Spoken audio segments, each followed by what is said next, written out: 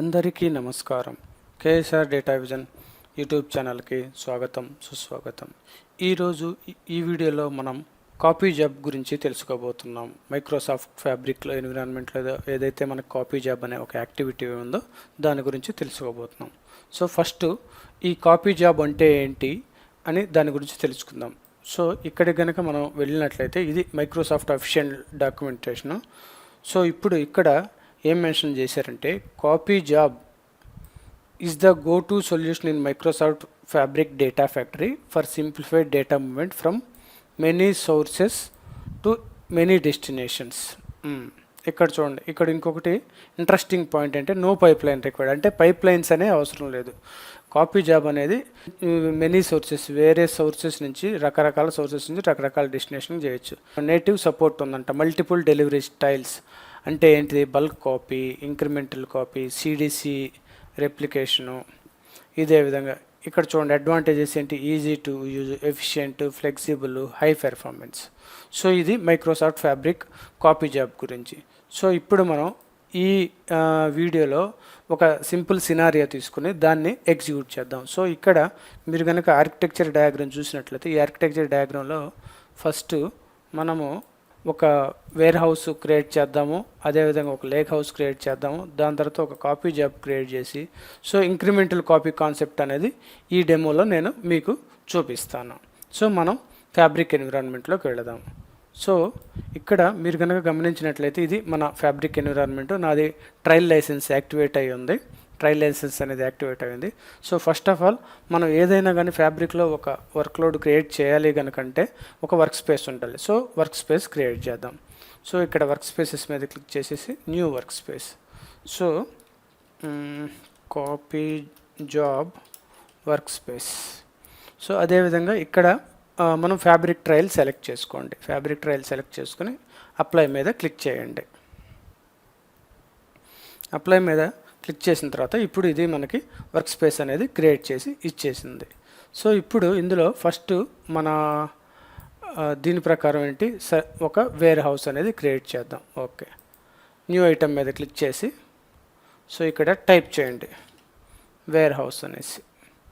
దీనికి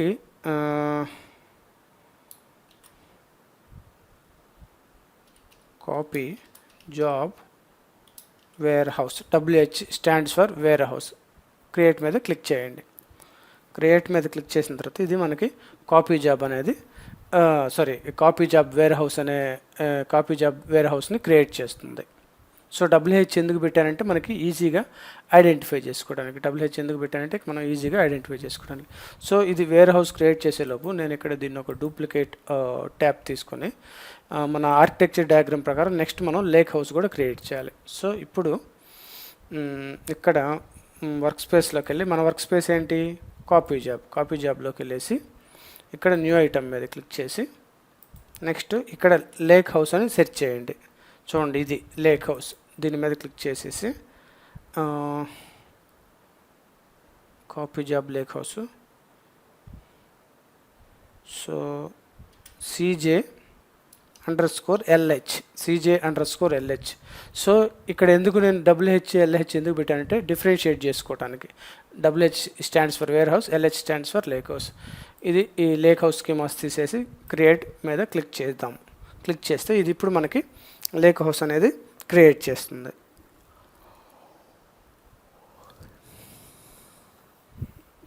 సో మనకి ఇప్పుడు ఇది లేక్ హౌస్ని లోడ్ చేస్తుంది. ఓకే, అలాగే.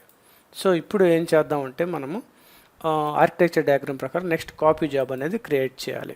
కాపీ జాబ్ అనేది మనం క్రియేట్ చేయాలి. సో ఇక్కడికి వెళ్ళేసి ఇప్పుడు వర్క్ స్పేస్లోకి వెళ్దాం. మనం వర్క్ స్పేస్లోకి వెళ్దాం, కాపీ జాబ్ వర్క్ స్పేస్లోకి వెళ్దాం. సో లేక్ హౌస్ని ఇటు పక్క పెట్టేసి వేర్ హౌస్ ఇక్కడ ఉంచుదాం. ఓకే, కాపీ జాబ్ క్రియేట్ చేయడానికి ముందు మనం ఏం చేద్దామంటే ఇందులో డేటా అనేది ఇన్సర్ట్ చేద్దాం. దానికోసం మనం ఫస్ట్ ఏం చేద్దామంటే ఒక SQL క్వెరీని తీసుకొని ఇక్కడ ఒక టేబుల్ అనేది క్రియేట్ చేద్దాం. సో ఒక టేబుల్ అనేది మనం ఇక్కడ క్రియేట్ చేద్దాం. సో టైం సేవింగ్ కోసం నేను ఆల్రెడీ క్వరీ ముందుగానే రాసి పెట్టుకున్నాను. సో ఇక్కడ మనం ఏం చేస్తున్నామంటే డిబిఓ స్కీమా ఇక్కడ చూడండి, ఇక్కడ మీరు స్కీమాస్లో గమనించినట్లయితే డిబిఓ స్కీమాలో ఎంప్లాయీ టేబుల్ క్రియేట్ చేస్తున్నాం. అక్కడ ఏమేమి ఉన్నాయి మనకి, ఎంప్లాయీ ఐడి, అదేవిధంగా first name, last name, position అంటే designation, okay, modified date. So ఇది డేటా టైప్స్ మనం డిఫైన్ చేసేసాం.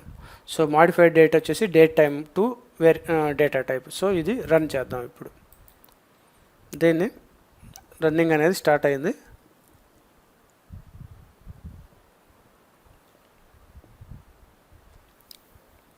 సో రన్ అనేది సక్సీడెడ్ అయింది. ఓకే, సో దాని తర్వాత ఇంకొక ఎస్క్యూఎల్ క్వరీ తీసుకుని అందులో డేటా అనేది ఇన్సర్ట్ చేద్దాం. సో దాంట్లో ఇక్కడ ఏం చేద్దామంటే ఈ ఏదైతే మనకి 5 కాలమ్స్ ఉన్నాయో 5 కాలమ్స్లో ఒక 5 employees records, Alice Smith data analyst, ఇది ఏదైతే టైం స్టాంప్ ఉందో ఆ టైం స్టాంప్ మనకి ఆటోమేటిక్గా తీసేసుకుంటుంది. సో ఇది రన్ చేద్దాం. ఇది రన్ చేసిన తర్వాత మనకి ఎగ్జిక్యూట్ అవుతుంది. ఇక్కడ 5 రికార్డ్స్ ఆర్ ఎగ్జిక్యూట్ అయింది. మనకి ఇక్కడ కనుక చూసినట్లే మనకి 5 రికార్డ్స్ ఎగ్జిక్యూట్ అయింది. సో ఇంకొక ఎస్క్యూఎల్ క్వరీ తీసుకుని సెలెక్ట్ స్టార్ ఫ్రమ్ ఈ టేబుల్ ఏదైతే ఉందో ఇక్కడ మనకి ఈ టేబుల్లో దీన్ని ఇన్సెట్ ఇంటూ క్యాన్వాస్ మీద సెలెక్ట్ చేసి రన్ చేద్దాం. రన్ చేస్తే కనుక చూడండి ఇది డేటా అనేది ఇన్సెట్ అయింది. ఓకే, సో ఇప్పుడు మనము న్యూ ఐటమ్ మీద క్లిక్ చేసి కాపీ జాబ్ తీసుకొని దీనికి డిఫాల్ట్ నేమ్ కాపీ జాబ్ 1 పెట్టేసి క్రియేట్ మీద క్లిక్ చేద్దాము.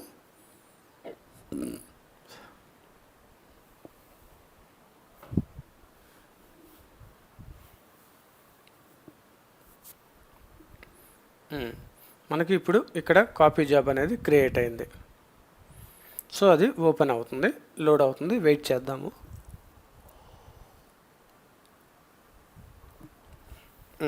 ఇప్పుడు ఏం చేద్దామంటే మనము ఇక్కడ ఈ స్టెప్స్ని ఫుల్ఫిల్ చేయాలి. Choose data source. Architecture diagram ప్రకారం మన డేటా సోర్స్ ఏంటి, warehouse. Okay, copy job warehouse, దీని మీద క్లిక్ చేయండి. క్లిక్ చేస్తే ఆటోమేటిక్గా దానికి కనెక్ట్ అవుతుంది. ఇక్కడ కనెక్ట్ అవుతుంది. ఇప్పుడు మనకి ఆ వేర్ హౌస్లో ఏ అయితే టేబుల్స్ అవైలబిలిటీ ఉన్నాయో ఆ టేబుల్స్ ఇక్కడ చూపిస్తాయి.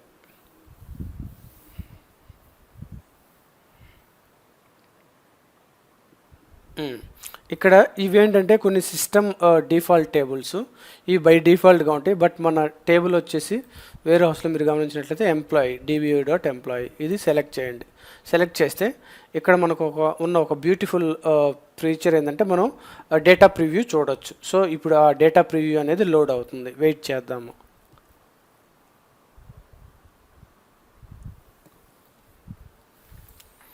సో అది లోడ్ అవుతుంది, వెయిట్ చేద్దాము మనము. ఆల్ రైట్, లోడ్ అయింది కాబట్టి ఇప్పుడు డేటా అంతా లోడ్ అయింది. ఇప్పుడు నెక్స్ట్ మీద క్లిక్ చేద్దాం. నెక్స్ట్ మీద క్లిక్ చేసిన తర్వాత ఇప్పుడు డెస్టినేషన్, ఆల్రెడీ మనం డేటా సోర్స్ సెలెక్ట్ చేసుకున్నాం. నెక్స్ట్ డెస్టినేషన్ ఏంటి, లేక్ హౌస్.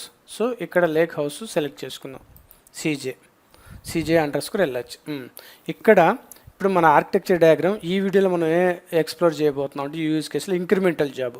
సో ఇక్కడ ఏం చేద్దాం అంటే ఫుల్ కాపీకి బదులు ఇంక్రిమెంటల్ కాపీ సెలెక్ట్ చేసుకుంటే ఏమవుతుందంటే మనం సపోజ్ నెక్స్ట్ కాసేపు ఆగిన తర్వాత ఇంకేమైనా రోస్ అప్డేట్ చేసామనుకో, ఆ అప్డేట్ చేసిన రోస్ మాత్రమే మనకి ఈ డెస్టినేషన్ టేబుల్ అప్డేట్ అవుతాయి.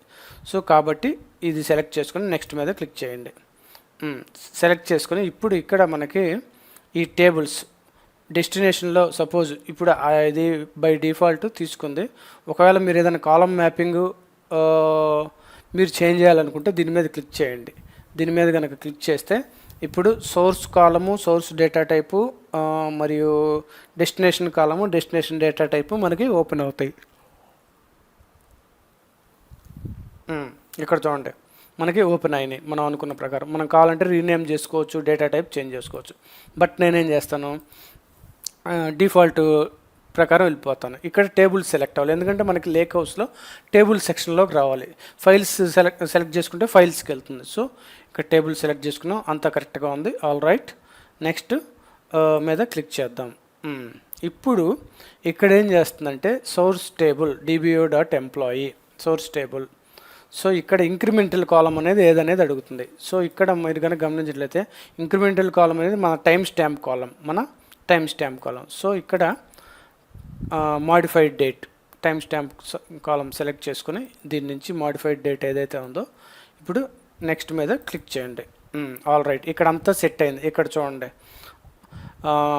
Copy job source, copy job lakehouse destination, ఇది టేబుల్ నేమ్ dbo.employee, ఇక్కడ వచ్చేసి మనకి employee, start data transfer immediately, okay, run on schedule. So okay, ఇక్కడ ఇది ఇంపార్టెంట్. ఇప్పుడు ఏం చేద్దామంటే రన్ వన్స్ కాకుండా ఎవ్రీ 5 minutes లేదా ఎవ్రీ 2 minutes. సో ఈ ఎగ్జాంపుల్లో నేను ఏం చేస్తాను అంటే ఎవ్రీ 2 minutesకి మెన్షన్ చేస్తాను. So every 2 minutes. ఇక్కడ మీరు కావాలంటే every by minute by hour option మాత్రమే ఉంది, ఎవ్రీ 2 minutes. దాని తర్వాత ఇప్పుడు 10:40 నుంచి నేనేం చేస్తానంటే ఈరోజు డేట్ ఎంత, 14,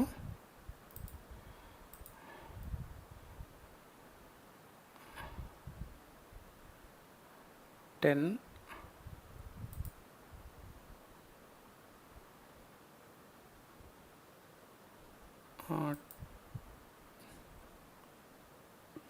20,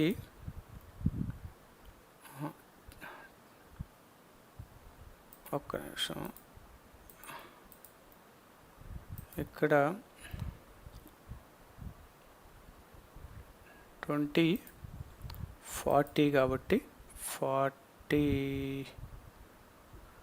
50కి మెన్షన్ చేసి ఓకే 8:50 PM వస్తుందా, 10:50 PM చేసేద్దాం. ఓకే, 10:40 నుంచి 10:50 PM. సో నేను ఇండియా నుంచి ఈ వీడియో చేస్తున్నాను కాబట్టి ఇండియా టైం జోన్ సెలెక్ట్ చేసుకున్నాను. సో అంతా రెడీగా ఉంది. ఆల్ రైట్, ఇప్పుడు మనం సేవ్ ప్లస్ రన్ మీద క్లిక్ చేద్దాం. ఎప్పుడైతే మనం సేవ్ ప్లస్ రన్ మీద క్లిక్ చేసామో సో ఫస్ట్ ఇదంతా ఏదైతే చేంజెస్ ఉన్నాయో అవన్నీ సేవ్ చేస్తుంది. సేవ్ చేసిన తర్వాత చూడండి, ఇక్కడ మీరు నోటిఫికేషన్ బార్లో ఇది రన్ అవుతుంది. సో మనం ఇప్పుడు వెయిట్ చేద్దాము. So running. సో ఇప్పుడు ఇది మనకి సక్సెస్ఫుల్లీ రన్నింగ్ కాపీ జాబ్ అనే నోటిఫికేషన్ వచ్చింది. ఇప్పుడు మీరు ఇక్కడ స్టేటస్ చెక్ చేయాలనుకుంటే రీఫ్రెష్ మీద క్లిక్ చేయండి. రీఫ్రెష్ మీద క్లిక్ చేస్తే మీకు ఇక్కడ స్టేటస్ ఏంటనేది తెలిసిపోతుంది. ఇక్కడ చూడండి, ఇక్కడ ఇంకోటి మీరు గమనించాల్సిన విషయం ఏంటంటే ఇక్కడ కాపీ ఎవ్రీ 2 minutes, ప్రతి 2 నిమిషాలకు ఒకసారి ఇది రన్ అవుతుంది. ఎందుకంటే మనం మీరు కనుక ఇందాక చూసినట్లయితే మనం ఎవ్రీ 2 minutesకి ఇది ఆటోమేటిక్గా రన్ అయ్యేలాగా మనం సెట్ చేసాం. సో చూడండి, ఇప్పుడు ఇక్కడ ఇది స్టేటస్ వచ్చేసి మనకి ఇన్ ప్రోగ్రెస్లోకి వెళ్ళింది. స్టేటస్ వచ్చేసి ఇన్ ప్రోగ్రెస్లో ఉంది. ఓకే, స్టేటస్ మీకు మనం చెక్ చేసుకుంటూ ఉండాలి అంటే కనుక ఇక్కడ రీఫ్రెష్ క్లిక్ చేస్తే మనకి స్టేటస్ ఇన్ ప్రోగ్రెస్ ఇంకేమన్నా వేరే సక్సెస్ఫుల్ అనేసి మనం చెక్ చేసుకోవచ్చు. సో ఇప్పుడు ఇక్కడ ఫస్ట్ మనం ఇది రన్ అయ్యే వరకు వెయిట్ చేద్దాం మనము. తర్వాత నేను మీకు ఒక ఇంపార్టెంట్ విషయం గురించి చెప్తాను. సో మనం వెయిట్ చేద్దాము.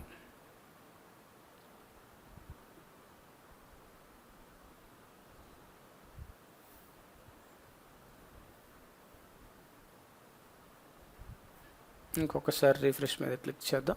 ఓకే, అదే ఆటోమేటిక్గా రిఫ్రెష్ అవుతుంది.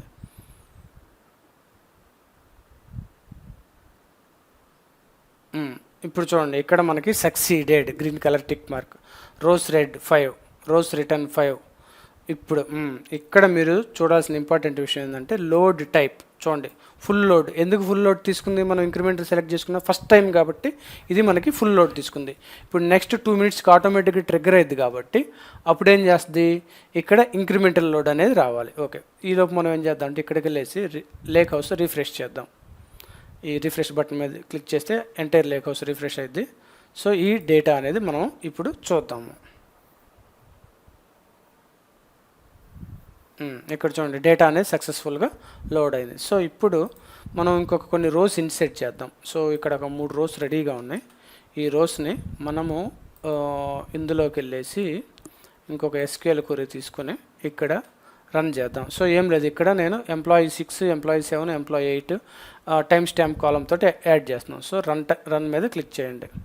రన్ మీద కనుక మనం క్లిక్ చేసినట్లయితే ఇప్పుడు ఇది రన్ అవుతుంది. రన్ అనేది సక్సీడ్ అయ్యింది. ఇప్పుడు ఇక్కడ మనం సోర్స్లో చెక్ చేద్దాం. సోర్స్లో చెక్ చేస్తే కనుక 3 రోస్ యాడ్ అని టోటల్ 8 రోస్. ఓకే, ఇప్పుడు కాపీ జాబ్కి వెళ్దాం. కాపీ జాబ్ అనేది ఆల్రెడీ స్టార్ట్ అయింది. సెకండ్ది రిఫ్రెషింగ్లో ఉంది, ఇంకా స్టార్ట్ అవ్వలేదంట. ఓకే, వెయిట్ చేద్దాము. ఇన్ ప్రోగ్రెస్లో ఉంది. ఇంకొకసారి రిఫ్రెష్ చేద్దాము.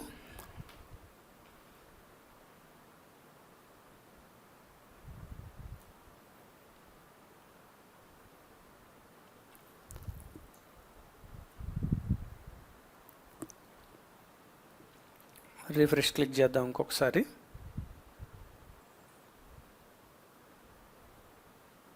ఇన్ ప్రోగ్రెస్లో ఉంది.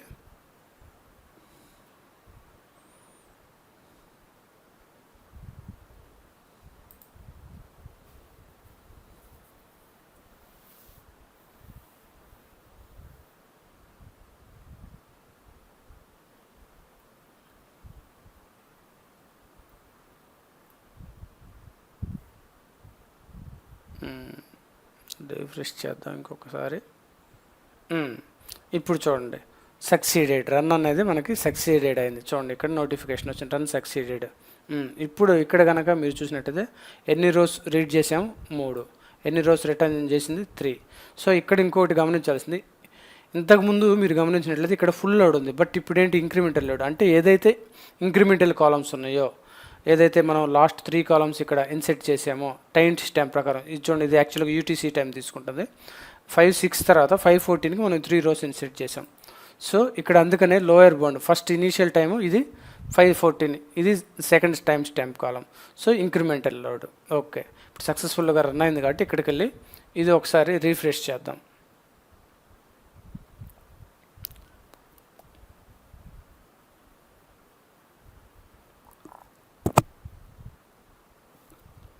ఇక్కడ మీరు కనుక గమనించినట్లయితే ఇప్పుడు మనం ఫస్ట్ లోడ్లో వచ్చేసి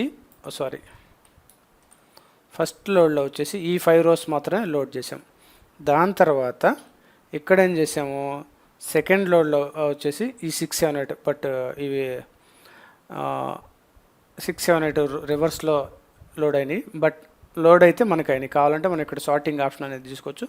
ఈ గ్రీన్ కలర్ వచ్చేసి ఇంక్రిమెంటల్ లోడు, ఇది వచ్చేసి మనకి ఫుల్ లోడ్. సో ఈ విధంగా కాపీ జాబ్ యూజ్ చేసి మనం ఏదైతే ఇంతకుముందు అనుకున్నామో bulk copying, change data capture, easy to use, ఇంకా రకరకాల ఆప్షన్స్ అనేవి మనకు ఉన్నాయి వాటర్ మార్క్ యూజ్ చేసేసి.